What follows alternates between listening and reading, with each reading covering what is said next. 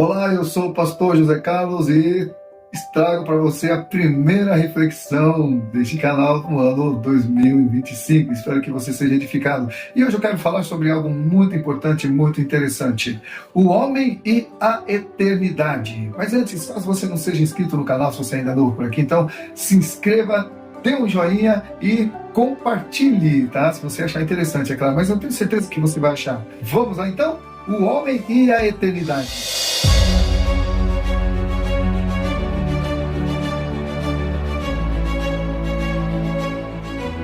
Quando Deus criou o homem, tinha como padrão a si mesmo. Ou seja, Deus não nos criou a imagem e semelhança dos anjos ou a imagem e semelhança de outros animais. Ele não nos criou a imagem e semelhança de nenhuma outra criatura, por mais singela que pudesse ser, mas Ele nos criou a sua imagem conforme a sua semelhança. Colocou também a eternidade em nós, embora nos tivesse colocado dentro das limitações do tempo, mas como diz Eclesiastes capítulo 3, versículo 11, ouça o que diz aqui: tudo fez Deus formoso no seu devido tempo.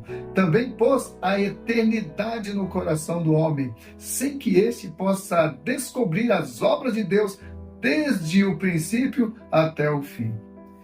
Isso fala que Deus nos criou para a eternidade, embora nós somos limitados no nosso saber, mas quando Deus criou o homem, Deus colocou a eternidade dele no homem para que o homem pudesse viver com Deus eternamente. Esse era o plano. Sobre esse tema, então, nós vamos pontuar aqui algumas questões. Primeiro, fomos criados para viver eternamente. Eu e você fomos criados para a vida, nós não fomos criados para experimentar a morte. Mas então, pastor, por que a gente vê gente morrendo todo dia e tal? Bom, diferentemente dos animais, nós fomos criados para viver eternamente e isso nunca mudou. Só mudou o endereço para onde nós vamos depois da morte, ou para o céu ou para o inferno. Mas, de modo geral, nós fomos criados para viver eternamente. E a morte na esfera humana, aqui na Terra, ela é consequência do pecado. Mas nós temos uma eternidade garantida. E eu vou falar dela mais tarde. Olha só, ao criar o homem, Deus planejou que o mesmo tivesse uma estreita e eterna comunhão com ele. E essa comunhão teria que ser voluntária. Daí a opção da escolha entre a árvore do conhecimento do bem e do mal e a árvore da vida. E o homem teria que escolher. Deus é amor e o amor implica nisso, em escolhas.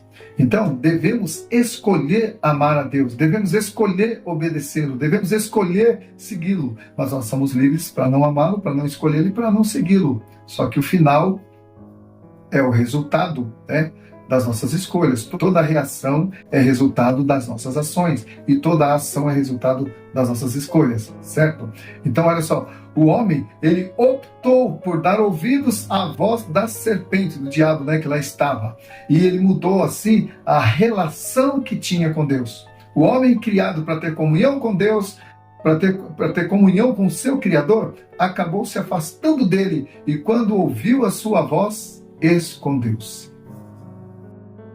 Deus, no entanto, decidiu encontrá-lo e trazê-lo de volta. É interessante observar que Adão e Eva, olha só, Adão e Eva, apesar de terem uma intensa comunhão com Deus antes da queda, ainda não conheciam o seu amor.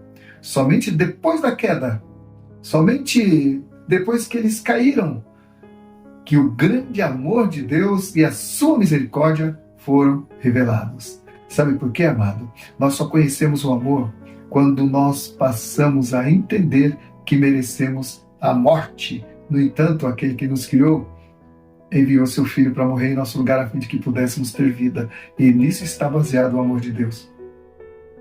Você entregaria seu Filho para morrer no lugar de outra pessoa? Deus fez isso porque nos amou. João 3,16 diz: porque Deus amou o mundo de tal maneira que deu seu Filho unigênito, para que todo aquele que nele crê não pereça, mas tenha a vida eterna.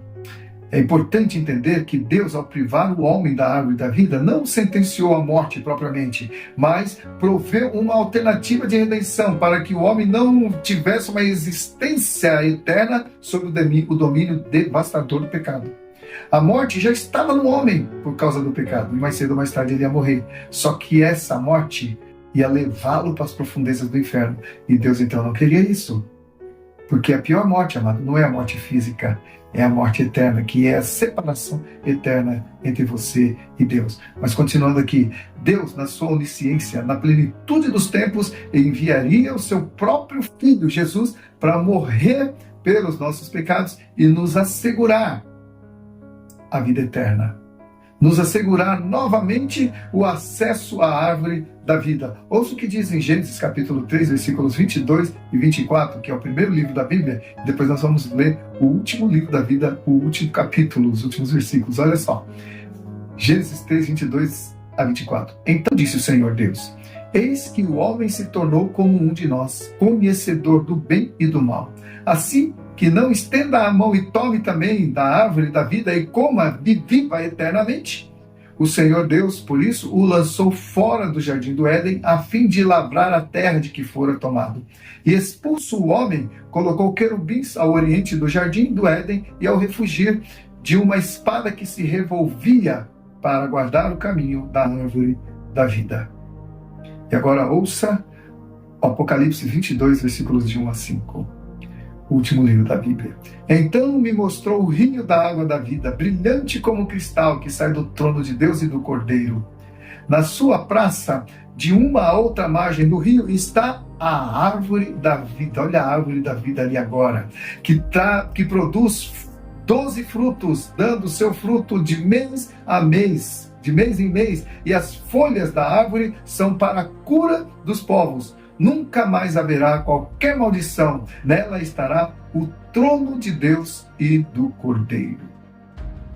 Os seus servos o servirão, contemplarão a sua face, e na sua fronte está o nome dele. Então já não haverá noite, nem precisam eles da luz de candeias, e nem da luz do sol, porque o Senhor Deus brilhará sobre eles, e reinarão pelos séculos dos séculos. Este era o plano desde o início. Mas o homem tinha que passar pela experiência que passou para poder valorizar a maneira como Deus o criou, né? Observemos então, amados, que o primeiro texto que eu li está no início do livro de Gênesis, e o segundo texto que eu também li depois está no final do livro do Apocalipse. Ou seja, entre Gênesis e Apocalipse há todo um desdobramento histórico que fala do plano da redenção do homem. O que nos leva ao segundo ponto. Entre o temporal e o eterno. Entre o temporal e o eterno existe o fator tempo, dentro do qual você e eu vivemos. E é nesse tempo que nós vamos decidir onde passaremos a eternidade. Sendo assim, ouça o que diz em Eclesiastes capítulo 11, versículo 9. Alegra-te, jovem, na tua juventude. Recreie-se o teu coração nos dias da tua mocidade. Ande pelos caminhos que satisfazem teu coração e agradam aos teus olhos. Sabe, porém, que de todas essas coisas Deus te pedirá contas. Nesse texto, Deus não está estimulando atitudes irresponsáveis, pelo contrário, Ele está orientando-nos a tomar as decisões e atitudes certas, pois chegará o dia da prestação de contas sobre tudo o que você fez ou deixou de fazer aqui na Terra. Você já ouviu falar do livro da vida? Pois é, está tudo sendo escrito ali. Quando entendemos que a nossa vida é breve nessa terra e que precisamos decidir vivê-la integralmente e intensamente, então temos que tomar as decisões certas. É disso que trata o texto que acabamos de ler. Mas ouça o que Jesus também diz em João 10, versículo 10. Eu vim para que todos tenham vida e vida abundante. Mas, pastor Zé Carlos, o que é vida abundante? É muito comum hoje as pessoas irem para a igreja ou participarem de campanhas de prosperidade, coisa, né? Todo mundo quer ficar rico, todo mundo sonha em tal. E muitas vezes a gente define a vida abundante que Deus planejou para nós, né? Como longevidade, riqueza e tal, mas não é nada disso, né? A vida abundante que Deus planejou para nós não tem a ver com longevidade, mas tem a ver com profundidade. Não tem a ver com o que você tem, mas tem a ver com quem você é. Quando você é bênção na vida de alguém, quando você exerce uma influência positiva na vida de alguém, quando você leva uma vida digna de ser copiada por alguém, quando você é lembrado por alguém com louvor, você deixa um legado positivo. Enfim, quando você faz a vontade de Deus, isso sim é vida abundante. Não se trata de riquezas, aquisições e sonhos realizados. Os ímpios alcançam tudo isso sem precisar de Deus, né? A bem da verdade, a vida abundante é aquela que te prepara para uma eternidade com Deus. Pois, por mais que você conquiste riquezas, que você conquiste fama, aplausos, por mais que você tenha uma carreira brilhante aqui na Terra, para onde você não vai precisar mais de nada disso, né? Tudo que você luta, tudo que você gasta teu tempo, sua juventude, suas forças para conquistar aqui na Terra, ficarão aqui depois que você partir. Você não vai levar nada para lá, apenas a sua história. E é pela sua história que você será julgado, né? Ouça o que diz em Lucas, capítulo 12, versículo 16 a 21. Eles proferiu uma parábola dizendo: o campo de um homem rico produziu com abundância. E arrazoava consigo mesmo: que farei, pois? Não tenho onde recolher os meus frutos. E disse: farei isto: destruirei os meus celeiros e reconstruirei outros maiores, e aí recolherei todo o produto e todos os meus bens. Então direi à minha alma: tens em depósito muitos bens para muitos anos. Descansa, come, bebe, regala-te. Mas Deus lhe disse: louco, essa noite te pedirão a tua alma, e o que tens preparado, para quem será? Assim é o que entesoura para si mesmo e não é rico para com Deus. Esse texto tem uma lição muito importante. Nos leva a refletir sobre os anseios da nossa alma, para onde nós estamos olhando e para onde nós investimos o nosso suor, o nosso futuro, as nossas forças, a nossa juventude. Temos que buscar aquilo que é eterno. Não que seja pecado você trabalhar e conquistar coisas aqui, mas isso não deve ser o seu objetivo principal. Porque sua vida aqui, comparado com a eternidade, é como menos de um segundo comparado com o tempo de anos que você vai viver aqui, né? Mas enfim, nós precisamos ter sempre em mente que nós nada trouxemos para cá e daqui nada levaremos. É claro que enquanto estamos nesse corpo, nós sonhamos com um futuro promissor, conquistamos coisas, né, como eu falei, mas nunca devemos perder de vista que nós fomos criados para a eternidade, e para lá é que nós devemos estar com os nossos olhos voltados. O que nos leva ao terceiro ponto: Jesus é o Pai da eternidade. É aqui onde entra a pessoa de Jesus. Olha só, a tônica dos ensinamentos de Jesus sempre apontava para uma direção: para a eternidade. Ele enxergava além do que é temporal, além dos limiares dessa existência. Jesus queria que nós entendêssemos que nós somos seres espirituais, embora tendo experiências terrenas, passageiras nessa terra. Estamos de passagem, não pertencemos mais a este mundo, embora estejamos nele. Ouça o que o apóstolo Paulo diz em 1 Tessalonicenses, capítulo 4, versículos 16 a 18. Porquanto o Senhor mesmo, dada a sua palavra de ordem, e ouvida a voz do arcanjo, e ressoada a trombeta de Deus, descerá dos céus, e os mortos em Cristo ressuscitarão primeiro. Depois nós, os vivos, os que ficarmos, seremos arrebatados juntamente com eles, entre nuvens, para o encontro do Senhor nos ares. E assim estaremos para sempre com o Senhor. Consolai-vos, pois, uns aos outros com essas palavras. O apóstolo Paulo fazendo menção aqui, amado, daquilo que nos espera na eternidade. Como você pode observar, a nossa vida não termina no caixão, não termina no cemitério. A carne sim, mas você não é a carne é o que reveste você. Você é espírito. E um dia, todos nós estaremos diante do trono de Deus, ou para receber galardões segundo o bem que fizemos, ou para receber o juízo segundo o mal que cometemos. Enfim, então, amado, olha só, a eternidade é uma realidade, quer você acredite ou não. A realidade e a verdade não se curva diante das minhas opiniões ou das suas. A verdade não transita no mundo dos achismos, dos talvezes. Acredite você ou não, a eternidade existe. Não pague para ver, afinal, o preço já foi pago. Você só precisa tomar posse pela fé de tudo aquilo que Deus conquistou para você, tudo aquilo que Jesus fez por você. Ele morreu na cruz e ressuscitou para gerar uma esperança eterna no seu coração. O que nos leva ao próximo ponto.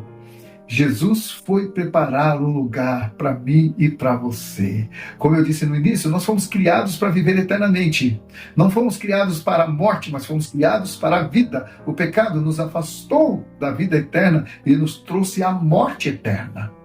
Mas Jesus nos devolveu a vida para a qual nós fomos salvos. Ouça o que ele diz então, em João capítulo 14, versículos 1 a 3. Não se turbe o vosso coração. Credes em Deus, crede também em mim. Na casa de meu pai há muitas moradas. Se assim não fora, eu vos teria dito, pois vou preparar-vos lugar. E quando eu for e vos preparar lugar, voltarei e vos receberei para mim mesmo, para que onde eu estou, estejais vós também. Que promessa tremenda, né, amado?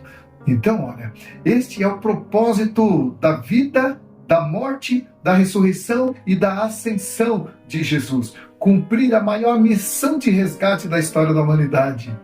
Ele prometeu voltar triunfante, o que nos leva ao próximo ponto. Apegue-se ao que é eterno. As distrações do dia a dia, as informações contrárias às realidades espirituais, as coisas que nós vemos e ouvimos, tendem a nos distrair em relação à eternidade. E quando percebemos, estamos vivendo como se a eternidade não existisse. Então, passamos a supervalorizar as coisas dessa terra, acabamos nos afastando da realidade eterna e passamos a viver como se a morte encerrasse a nossa existência. Comamos e bebamos, porque amanhã morreremos. O apóstolo Paulo disse aos Coríntios, se eu não me engano, que disseram que Jesus não ressuscitou, nós também não ressuscitaremos, ou então eles acreditavam que nós tínhamos somente essa vida para viver. E a gente sofre tanto dessa vida, né? E aí o apóstolo Paulo fala para eles, comamos e bebamos, se Cristo não morreu, então é vã a nossa fé, né? Vamos comer e beber, porque amanhã morreremos. E aí acaba tudo. Mas não é assim que funciona, né? É justamente o contrário. O que para o ímpio é morte, para o cristão é mudança de endereço. Você morava na terra. Quando morrer, vai morar no céu. Você muda de endereço. Se a nossa esperança em Cristo se limita somente a esta vida, nós somos os mais infelizes dos homens. Está lá em 1 Coríntios capítulo 15, versículo 19, o apóstolo Paulo falando. O que nos leva ao próximo ponto, que é a realidade da morte. A morte é inevitável. Não podemos mudar essa realidade. A única coisa que podemos mudar é para onde iremos depois dela. Onde passaremos a eternidade depois que partirmos dessa terra? Sendo assim, não permita que os prazeres terrenos aprisionem a tua alma e te iludam, de modo que você não perceba a urgência de tomar as decisões corretas, as decisões certas. É a sua eternidade que está em jogo. Veja o que o sábio Salomão escreveu sobre isso em Eclesiastes capítulo 7, versículo 2. Melhor é ir à casa onde há luto do que ir à casa onde há banquete, pois naqueles se vê o fim de todos os homens, e os vivos que tomem isso em consideração. A verdade, amado, é que no velório nós passamos a considerar a realidade da morte que nós estamos diante dela. Né? Há uma morte que um dia nós experimentaremos. Não sabemos quando será, mas sabemos que esse dia chegará. A mensagem que nos passa no velório é essa: prepara-te para encontrares com teu Deus. Porque depois da morte, amado, depois que você fecha os olhos para cá, não há mais nada a fazer. Então é enquanto você está vivo que você tem que tomar as melhores decisões, as decisões mais importantes, e crer naquele que te criou antes que seja tarde demais. Porque a morte, ao contrário de que muitos dizem purgatório, reencarnação, tal, a Bíblia não diz nada sobre isso. A Bíblia diz que ao homem foi dado morrer uma só vez, e depois disso, o juízo. Pois é. O que nos leva ao último ponto. Prepare-se para partir. Quando temos consciência sobre a vida que nos espera após a morte, apesar de não sabermos nem o dia e nem a hora da nossa partida, nós nos preparamos para ela. Como se prepara para uma viagem, né? A gente vai fazer uma viagem, se prepara a bagagem, tudo, né? Para a viagem. E olha só o que o apóstolo Pedro diz, em 2 Pedro, capítulo 3, versículos 11 e 13. Ele diz o seguinte: visto que todas essas coisas hão de ser assim desfeitas, dever ser tais como os que vivem em santo procedimento e piedade, esperando e apressando a vinda do dia de Deus, por causa do qual os céus incendiados serão desfeitos e os elementos abrasados se derreterão. Nós, porém, segundo a sua promessa, esperamos novos céus e nova terra, nos quais habita justiça. Devemos manter os nossos olhos e o nosso coração nas promessas e na expectativa da vinda de Cristo. Ele virá. Não sabemos quando, mas ele virá. A graça de Deus se manifestou sobre toda a humanidade em Cristo. A salvação está ao alcance de todos, porque Jesus morreu por todos. Mas é a nossa fé nele, a nossa fé em Cristo, que nos conectará a Deus e nos garantirá a eternidade com ele. Olha só, a graça não te livra do preço, mas te livra do pagamento. A entrega de Jesus na cruz foi o pagamento por mim e por você.